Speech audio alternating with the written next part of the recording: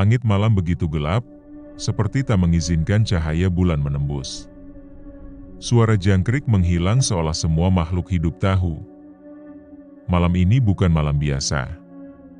Desa Karangsari, yang tersembunyi di antara lembah dan lereng hutan lebat, terasa lebih sepi dari biasanya. Angin malam membawa aroma aneh, campuran tanah basah, bunga kenanga, dan sesuatu yang amis, bau darah.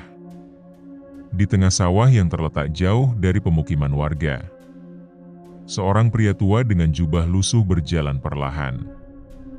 Namanya Mbah Sukro, salah satu warga tertua dan saksi hidup dari masa-masa kelam desa itu.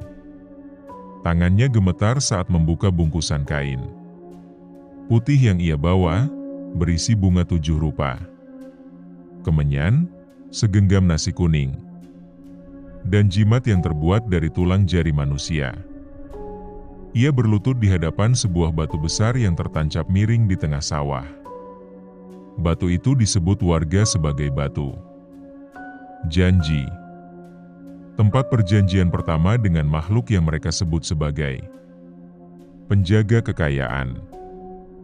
Mbah Sukro menunduk, membisikkan mantra yang hanya bisa didengar oleh tanah itu. Tapi malam ini, mantra itu tak dijawab dengan hening seperti biasanya. Sebaliknya tanah di bawah batu itu bergetar perlahan. Lalu dari celah tanah yang retak, muncul asap hitam yang menari seperti ular, mengelilingi tubuh Mbah Sukro. Ia tersentak. Matanya mendelik.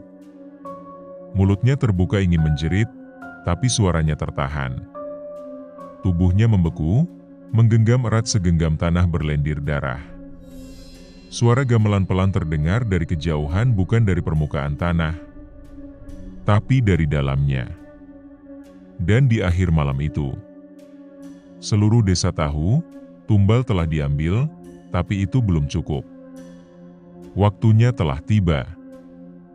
Jakarta, 2 minggu kemudian. Rian Prasetyo, 28 tahun. Duduk termenung di ruang kerjanya yang dipenuhi tumpukan buku, map tua, dan laptop yang terbuka menampilkan dokumen berjudul Kekayaan dari Neraka. Penelusuran jejak pesugihan di Nusantara. Rian adalah jurnalis dan penulis buku investigasi. Setelah menelusuri banyak cerita mistis mulai dari Gunung Kemukus, Alas Purwo, hingga Gunung Kawi, ia merasa belum menemukan inti cerita, sebuah kisah yang benar-benar mengguncang. Bukan hanya mitos yang diulang-ulang. Namun pagi itu, ia menerima sebuah email tanpa pengirim. Hanya satu kalimat di dalamnya, "Datanglah ke Karangsari sebelum semuanya terlambat." Tak ada lampiran, tak ada nama, tak ada balasan meskipun dicoba. Rian penasaran. Ia mencoba mencari Karangsari di Google Maps. Tapi ada beberapa tempat dengan nama serupa di berbagai daerah. Dan tak satu pun yang sesuai. Lalu ia mencari di peta kertas tua, arsip Perpustakaan Nasional, dan bahkan buku-buku tua antropologi Jawa. Tak ada desa Karangsari yang sesuai dengan deskripsi. Sampai ia mewawancarai seorang profesor tua, mantan dosen antropologi di UGM bernama Profesor Santosa. Saat Rian menyebut Karangsari, wajah sang profesor langsung berubah pucat. "Karangsari? Kau dari mana dengar nama itu?" "Dari seseorang," jawab Rian singkat. Sang profesor mengambil rokok, menyalakannya dengan tangan gemetar. "Dulu, waktu saya masih muda, saya pernah meneliti tentang pesugihan. Di antara semua tempat, Karangsari itu yang paling kelam. Warganya, katanya tidak pernah sakit, tidak pernah mati. Tapi ada harga yang mereka bayar. Besar sekali." "Desa itu masih ada?" tanya Rian. Profesor Santosa menatap kosong. Secara administratif, tidak. Tapi tempat itu belum hilang. Hanya tersembunyi.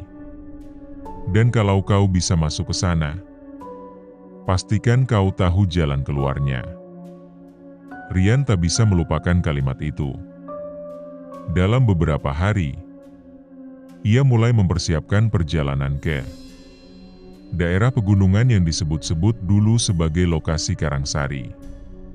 Ia membawa kamera, voice recorder, GPS, drone kecil, dan buku-buku mantra Jawa kuno hanya sebagai jaga-jaga.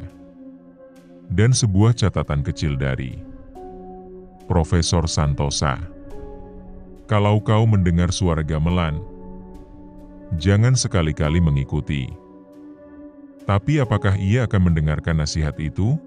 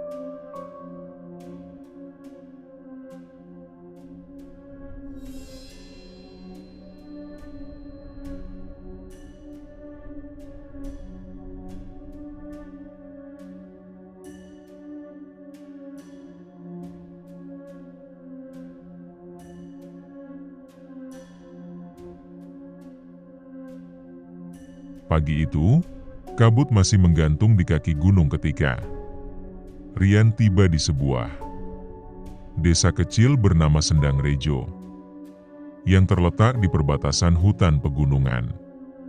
Desa itu adalah titik terakhir yang tercatat dalam peta. Menurut informasi dari arsip tua yang dibacanya, jika Karangsari memang ada, maka jalur masuknya pasti melewati Sendang Rejo. Rian turun dari mobil travel dan berjalan ke warung kopi sederhana milik seorang ibu tua bernama Bu Mirah. Ia memesan teh manis dan mulai bertanya tentang desa yang ia cari. "Bu, saya mau tanya, pernah dengar desa Karangsari?" Wajah Bu Mirah langsung berubah. Tangan yang sedang mengaduk teh berhenti. Ia memandang Rian tajam, lalu mendekat dan berbisik, "Mas, jangan sembarangan sebut nama itu di sini. Kalau mau selamat, lupakan saja. Itu tempatnya jin." Rian mencoba tersenyum, tapi rasa penasaran sudah terlalu dalam. "Saya jurnalis, Bu. Lagi bikin buku tentang tempat-tempat gaib di Jawa. Saya cuma mau lihat-lihat saja." Bu Mirah menggeleng cepat. "Yang masuk ke sana, banyak. Yang balik, jarang. Kalaupun ada, mereka bukan lagi manusia yang sama." Rian menghela napas. Ia tahu risikonya. Dan seperti jurnalis kebanyakan, ketakutan bukanlah alasan untuk berhenti. Sore harinya, ia menyewa ojek untuk membawanya sampai ke batas hutan. Titik terakhir kendaraan bisa masuk. Pengemudinya, seorang pria bernama Pak Wito. Tampak gelisah ketika Rian menyebut tujuannya. "Mas yakin? Saya bisa antar sampai jembatan tua. Tapi setelah itu, saya tunggu sejam saja. Kalau Mas nggak balik, Saya anggap Mas sudah milih jalan yang lain. Rian hanya mengangguk. Perjalanan motor menanjak melalui jalan setapak berbatu selama 1 jam. Pohon-pohon bambu menjulang tinggi, menutupi langit sore yang mulai meredup. Burung hantu bersuara sebelum matahari tenggelam. Langkah kuda terdengar meski tak ada kuda di sekitar. Akhirnya mereka tiba di depan sebuah jembatan bambu tua. Melintasi sungai kecil yang hampir kering. Di seberang jembatan, hanya ada hutan. Lebat dan kabut tipis menyelimuti jalan setapak yang seperti tak pernah dilalui manusia. Di sebelah jembatan itu berdiri sebuah gapura batu yang hampir runtuh. Ditumbuhi lumut tebal. Di atasnya terukir kalimat dalam aksara Jawa kuno yang samar. Karangsari, leluhur tak pernah mati. Rian merasakan bulu kuduknya meremang. Suasana di sana sangat aneh. Udara terasa berat, dan suara hutan menghilang sepenuhnya. Tak ada angin. Tak ada suara daun jatuh. Seolah seluruh dunia menahan napas menunggu sesuatu. Mas, saya tunggu sejam. Kalau lewat dari itu, maaf. Saya pulang. Rian menatap jam tangan Casionya. Jam menunjukkan pukul 17.23, ia mencatat waktu di notes kecilnya. Lalu mengangguk ke Pak Wito. Setelah itu, ia menapakkan kaki ke jembatan bambu yang berderit dan bergoyang setiap langkah. Saat ia melangkah ke seberang, sesuatu berubah. Udara mendadak lebih dingin. Kabut makin tebal. Cahaya matahari yang tadinya masih tersisa di balik langit senja mendadak padam. Seolah senja dipaksa menjadi malam dalam sekejap. Saat Rian melewati gapura dan masuk ke jalan setapak berbatu, ia berhenti sejenak dan menoleh ke belakang. Jembatan bambu itu hilang. Tak ada lagi sungai. Tak ada lagi Pak Wito. Hanya deretan pepohonan tua yang meliuk. Seperti sedang berdoa dalam diam. Ia mencoba kembali, tapi hanya ada pepohonan dan kabut.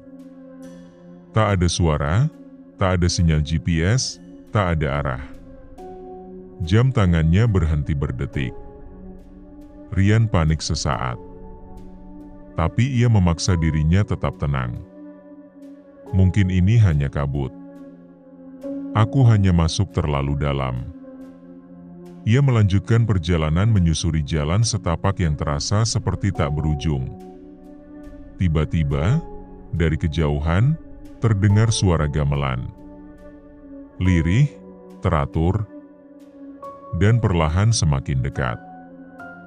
Rian menghentikan langkah. Ia teringat peringatan dari Profesor Santosa. Kalau kau mendengar suara gamelan, jangan sekali-kali mengikuti.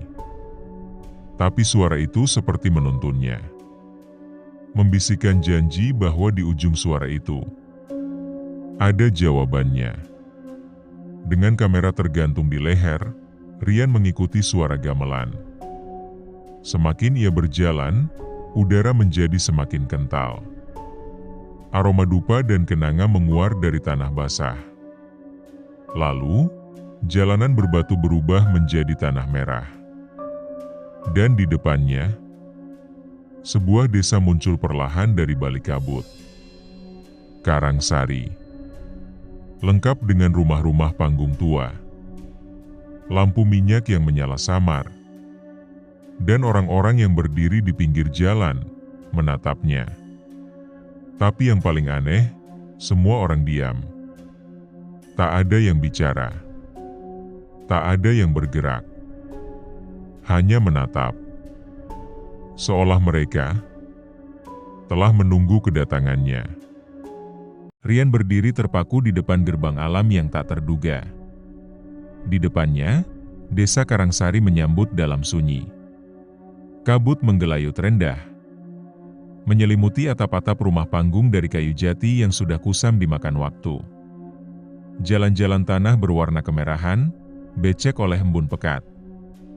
Dan setiap langkah kaki Rian menimbulkan suara kecipa aneh, seolah tanah itu bukan hanya basah, tapi juga bernyawa. Warga desa berdiri diam di pinggir jalan, menatapnya. Mereka tidak tersenyum, tidak juga menyapa.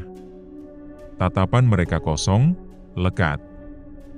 Seolah melihat sesuatu di balik tubuh Rian, bukan Rian itu sendiri. Beberapa dari mereka mengenakan pakaian batik lama. Ada juga yang masih memakai kebaya lengkap. Gaya rambut perempuan terikat sanggul. Lelakinya mengenakan ikat kepala dan baju lurik. Semuanya tampak seperti orang dari masa lampau. Dan yang lebih mengerikan, tak satu pun dari mereka terlihat tua.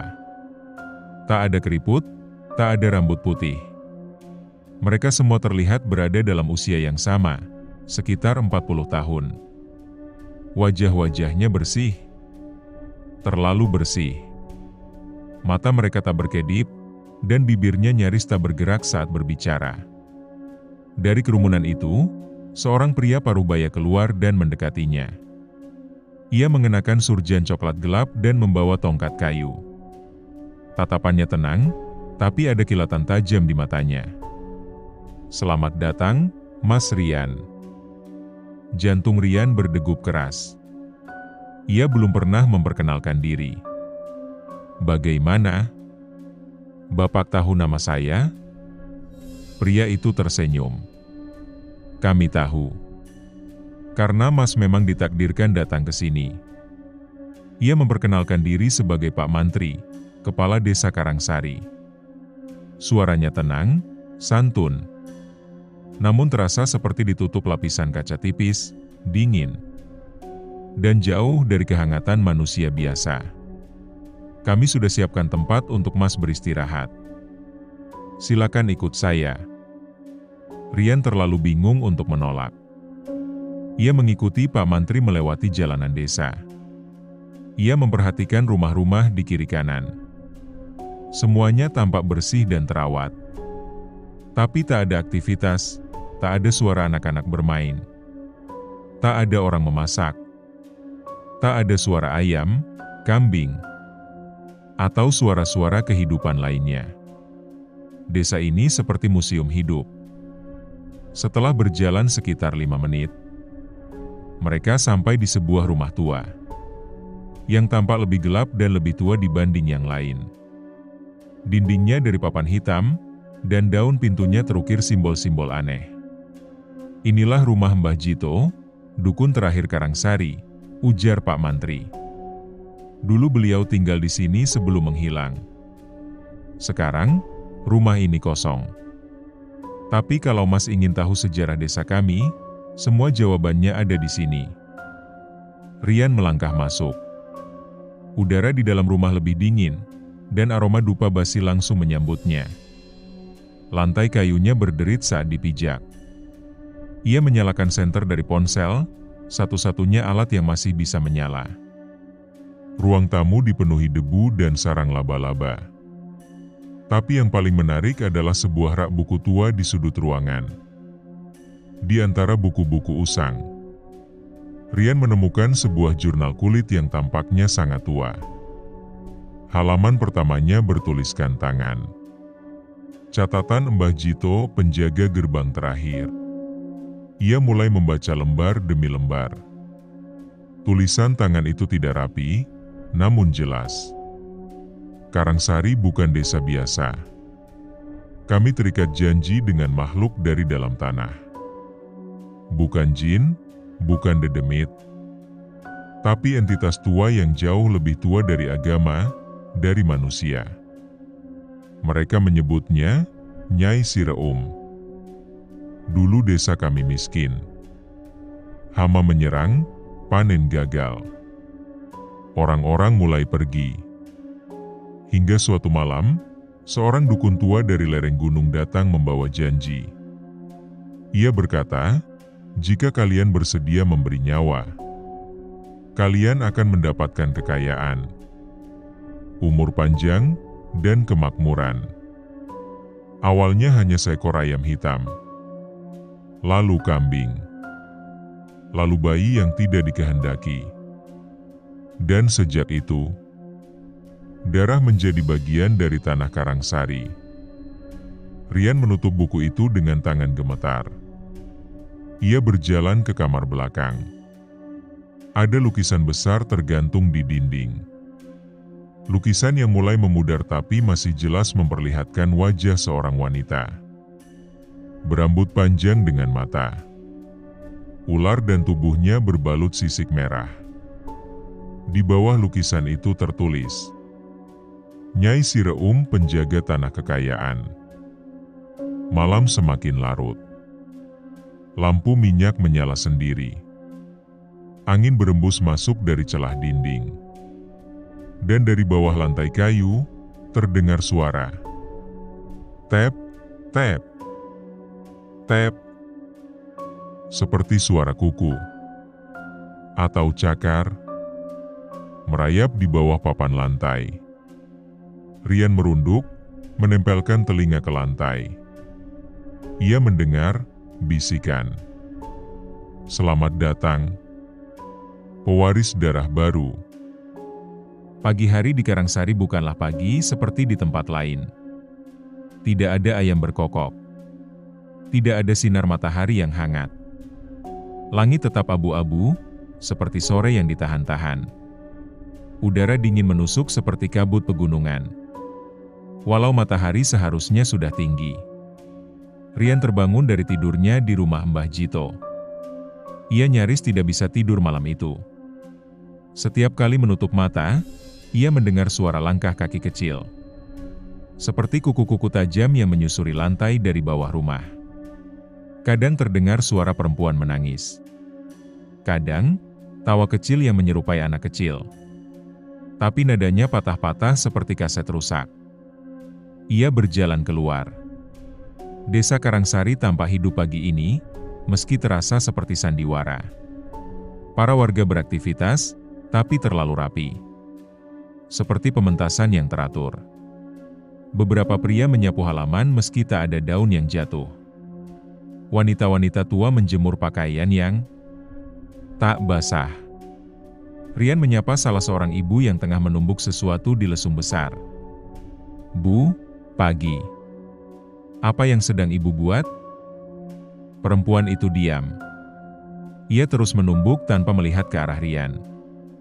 Rian melangkah lebih dekat. Bu? Perempuan itu akhirnya berhenti. Perlahan, ia menoleh. Wajahnya tersenyum, tapi matanya kosong. Hampa. Seperti boneka yang dipasangi senyum paksa. Semua demi keseimbangan, nak. Kau akan mengerti nanti. Lalu ia kembali menumbuk. Kali ini lebih keras, lebih cepat. Seolah sedang menyalurkan sesuatu yang marah. Rian mundur pelan. Ia merasa bahwa semua yang terjadi di sini hanya ilusi. Semakin ia memperhatikan, semakin aneh semuanya. Ia memutuskan kembali ke rumah Mbah Jito untuk membaca lanjutan jurnal kulit yang ia temukan malam sebelumnya. Ia membuka lembaran-lembaran berikutnya. Setiap 30 tahun, Karangsari harus memberikan satu darah segar. Tidak boleh dari darah kami sendiri. Tidak boleh dari anak desa. Harus dari luar. Harus seseorang yang belum terikat tanah ini. Jika tidak, tanah akan retak, hasil bumi akan membusuk.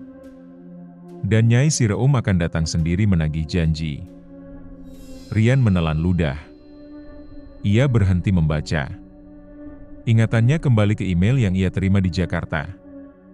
Datanglah ke Karangsari sebelum semuanya terlambat.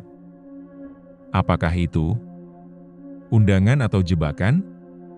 Hari-hari berikutnya, Rian terus memperhatikan perilaku warga. Mereka tidak pernah makan di luar rumah. Tidak pernah berdoa. Tidak pernah tertawa atau bertengkar. Tapi yang paling ganjil, tidak ada anak-anak di desa itu. Tidak satu pun. Hingga suatu malam, Rian diam-diam keluar dari rumah. Ia mengikuti suara lembut gamelan dari arah balai desa. Ia menunduk dan berjalan pelan. Menyusuri lorong kecil yang gelap, diapit rumah-rumah tua yang tertutup rapat. Langit di atasnya seperti tak berbintang. Hanya awan tebal dan bulan merah pucat menggantung. Dari celah papan di dinding balai desa, ia mengintip. Di dalamnya, tampak sebuah upacara aneh. Dua lelaki berjubah gelap membawa seekor kambing hitam. Di tengah ruangan, terdapat sebuah altar batu. Dikelilingi lilin-lilin menyala dan sesajen bunga, nasi, dan darah kering. Seorang perempuan tua membacakan mantra. Suaranya berat dan berdengung, bercampur dengan irama kendang dan gong yang menghantui. Rian merunduk lebih rendah saat melihat ada seorang anak kecil. Bocah laki-laki itu duduk bersimpuh, tubuhnya ditutupi kain putih. Matanya berkaca-kaca. Tangannya diikat dengan tali karet. Bibirnya komat kamit seperti berdoa dalam hati. Seseorang di belakangnya, yang tampaknya pemimpin upacara, menghunus pisau pusaka berwarna kehitaman dan berlumur arang. Tepat saat ia hendak menyentuh ubun-ubun sang bocah. Cerak! Papan tempat Rian berpijak patah. Tubuhnya terjatuh ke depan, menghantam tumpukan bambu tua. Upacara berhenti. Semua kepala menoleh ke arah suara. Tangkap dia! Teriakan itu menggema. Rian panik dan berlari.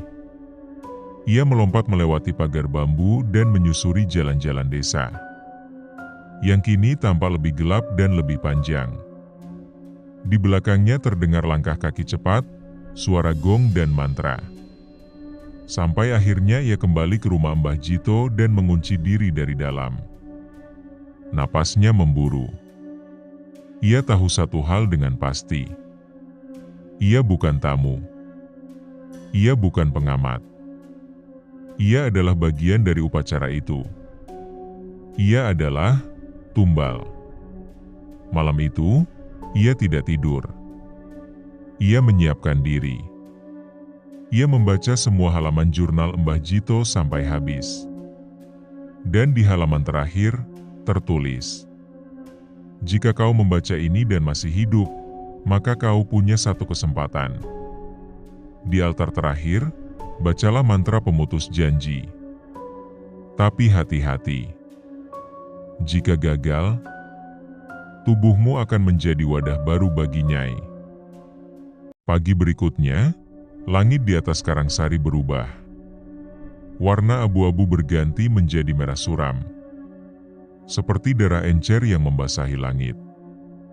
Awan-awan menggumpal, namun tak menurunkan hujan. Tak ada suara burung, jangkrik, atau angin. Hening seperti kuburan. Rian duduk terpaku di beranda rumah Mbah Jito. Wajahnya pucat, matanya cekung, dan tangannya gemetar menggenggam secari kertas. Lusuh, halaman terakhir dari jurnal kulit itu. Di sana tertulis sebuah petunjuk.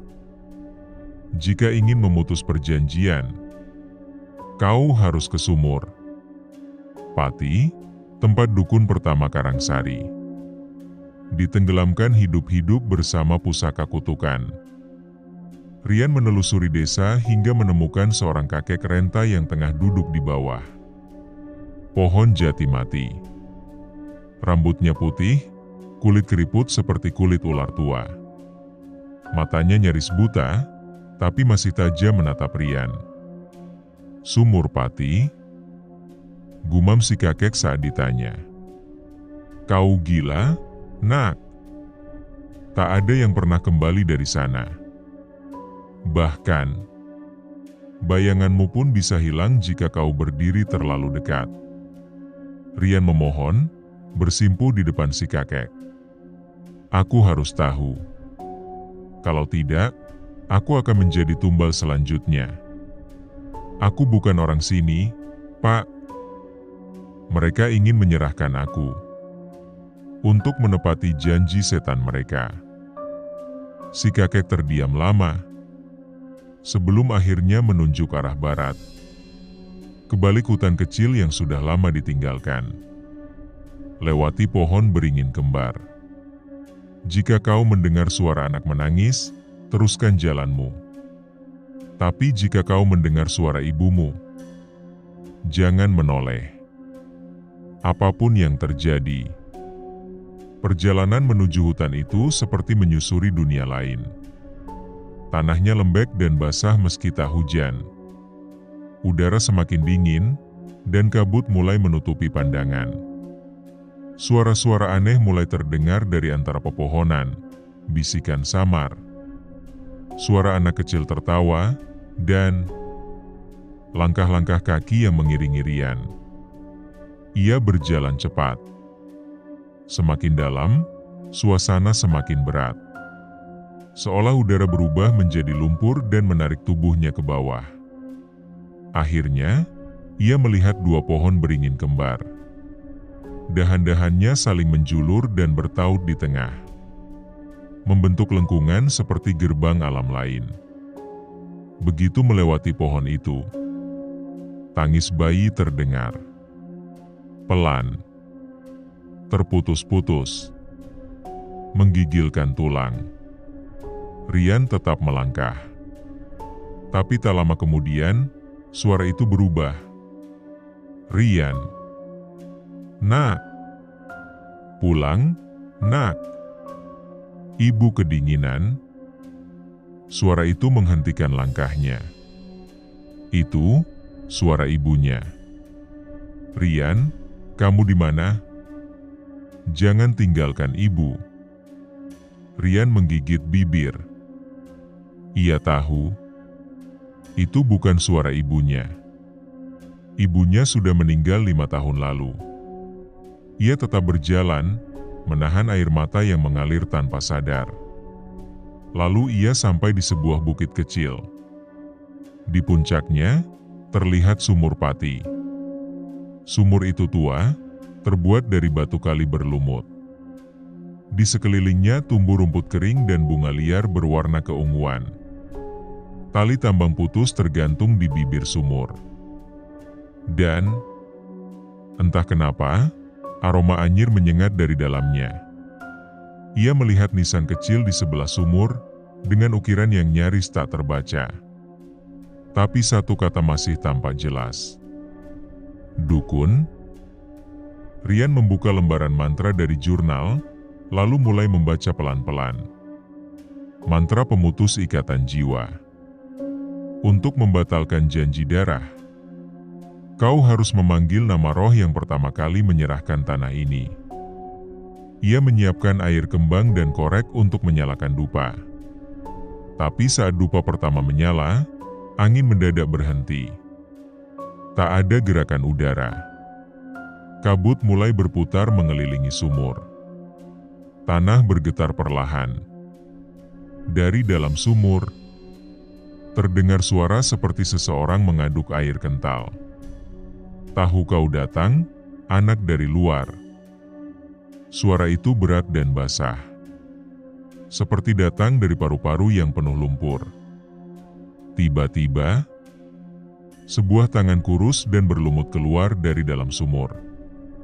Dukun itu muncul. Wajahnya hancur sebelah, dengan mata putih besar menyala. Rambutnya panjang, dipenuhi lintah.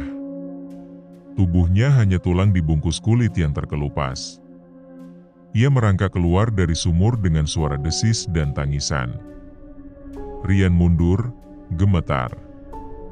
Tapi ia tahu, jika ia lari, semuanya akan berakhir. Dukun itu merangkak mendekat, melolong seperti binatang.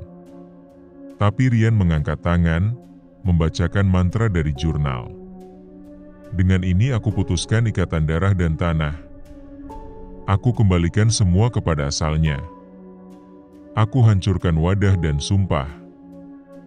Dukun itu menjerit. Suaranya menusuk langit. Kabut berubah merah.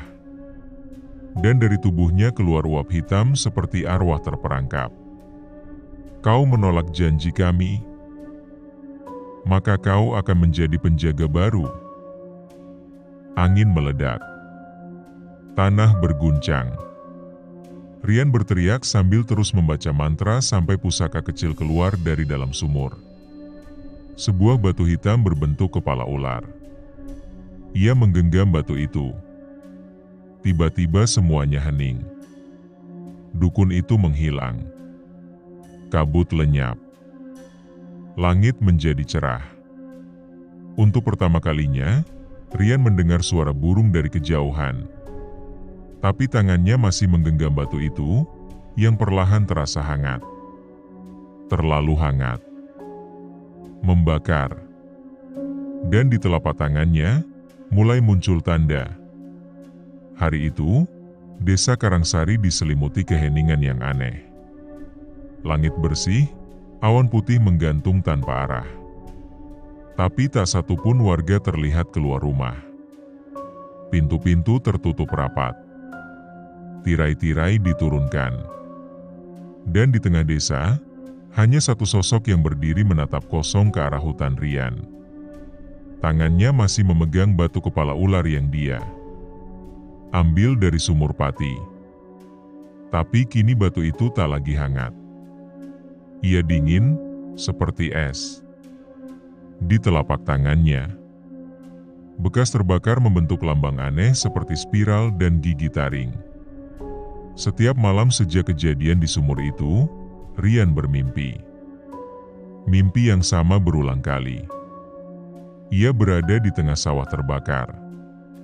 Langit merah darah. Sosok-sosok bertudung hitam melingkar sambil menyanyikan mantra tak dikenal. Di tengah lingkaran itu, dirinya sendiri. Terikat. Menjerit. Dan dari balik kegelapan, dukun yang ia tenggelamkan, tersenyum. Pagi keempat setelah ritual itu, Rian mencoba meninggalkan Karangsari. Ia mengemas barang-barangnya, lalu menyusuri jalan keluar desa. Tapi setelah 1 jam berjalan, ia kembali ke tempat yang sama, gerbang kayu tua di ujung desa. Ia mencoba rute lain. Lewat kebun, jalan kecil, bahkan ladang bambu. Hasilnya sama. Ia terjebak. Mbah Jito muncul dari balik pohon. Wajahnya murung, seperti seseorang yang sudah lama menanggung beban berat. Kau tak bisa pergi, Le. Bukan karena aku melarang, tapi karena kau sudah dicatat sebagai bagian dari desa ini. Aku sudah memutus pesugihan itu, sahut Rian keras, gemetar. Aku sudah membacakan mantranya. Aku sudah mengalahkan dukun itu. Benar, kata Mbah Jito. Tapi kau mengambil batu itu. Batu itu adalah penanda roh penjaga. Setiap generasi, satu harus memegangnya. Saat tanganmu menyentuh batu itu, kau menerima warisan kutukan. Rian terdiam. Dunia seperti berhenti. Suaranya tercekat. Jadi, aku sekarang penjaga pesugihan ini? Bukan penjaga pesugihan, ujar Mbah Jito lirih. Kau, penjaga penjara roh. Kau tak sedang menjaga harta atau kekayaan. Kau menjaga agar makhluk-makhluk yang dulu pernah dilepaskan lewat pesugihan itu tidak keluar lagi. Dan kalau aku menolak? Tanya Rian. Desa ini akan lenyap. Dan kutukan akan menyebar kemanapun kau pergi. Malam itu, Karangsari seperti kembali ke tahun-tahun gelapnya. Kabut tebal turun, lebih pekat dari biasanya. Rumah-rumah bergetar, suara rintihan terdengar dari dalam tanah.